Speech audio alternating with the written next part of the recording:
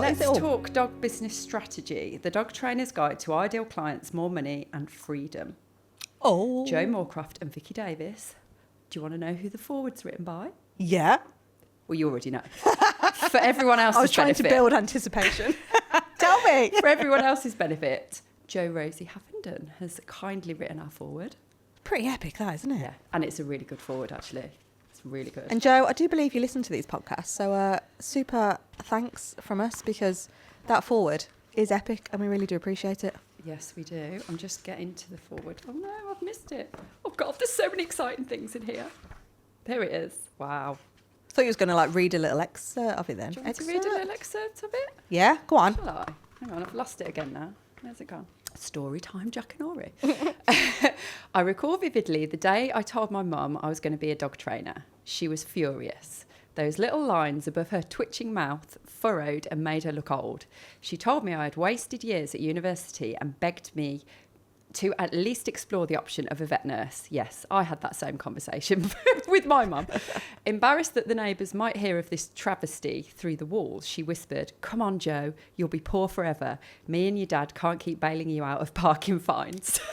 I love that. Yeah, it's really weird listening to it like that. But yeah, that's a little snippet from Joe's foreword. This is really surreal, actually, reading it. It's like quite surreal. It's someone else's book. So more importantly, aside from us being giggly and all excited There's a about little it, picture of us on the there is a back. little picture of us on the back. How is this going to help anybody? Well, this is going to give somebody... This is basically what I wish I'd had when I started my dog business. Do you wish you'd had it as well? Damn straight. Because this is the bit that was massively missing, is the strategy. Mm-hmm. It was start a dog business, hope for the best, get some clients in, and then eventually get burnt out because there was no strategy. And this is your step-by-step guide to creating those building blocks that are going to set you apart from everybody else and make it solid. Yeah, it's the more I think about it, ever since you and I have been hanging out now for the last several years, the phrase "scratting around" is etched in my brain. Yeah, love that phrase. I love it for all the right reasons now. Yes, but that's essentially what I was doing. Initially, it is all that scrattiness of just.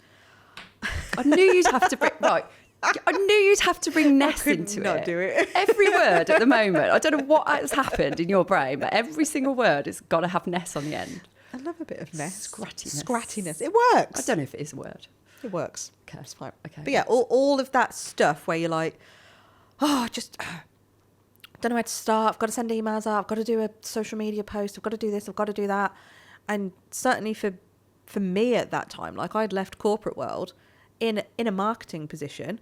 So there was me investing a fuck ton of money on getting the website right, doing the Google ads, doing all the stuff that actually wasn't the right strategy for where I was at in business, because I was a brand new startup.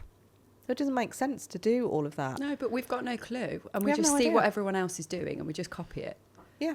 But they might be way more established and they might have been doing it for a long time. And when we look at the likes of Joe Rosie, let's look at School of Canine Science. How many people are trying to replicate that kind of model? And they're just not ready for it yet, and they haven't got an audience to do it anyway. But it's that kind of comparisonitis that we just get stuck in. And I was definitely guilty of comparing myself to others. I did it for years. Yeah. Can't do this, can't do that because they're not doing that.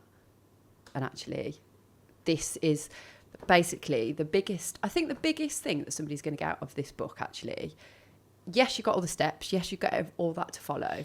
But it's think outside the box, get creative, have fun, and you do whatever you want to do. It's your business. It's your life. You create whatever you want to off the back of it. And I hope that that message really comes across in there. Yeah. And if it doesn't, then you just get to read about our fuck-ups anyway, so it's fine. There are plenty of those in there as well.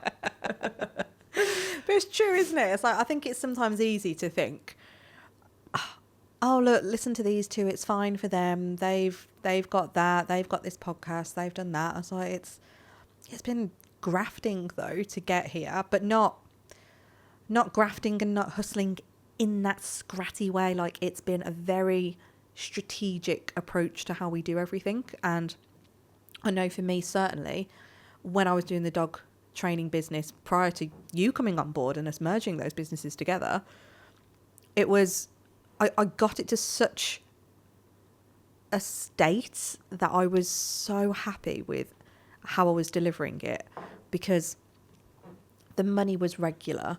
I had that stability. I had that, I think it's safety. Like, I've been thinking about this a lot recently, like that safety feeling and how important that actually is for every single human being on the planet. Like, without feeling safe, God, you make some shit decisions. Yes.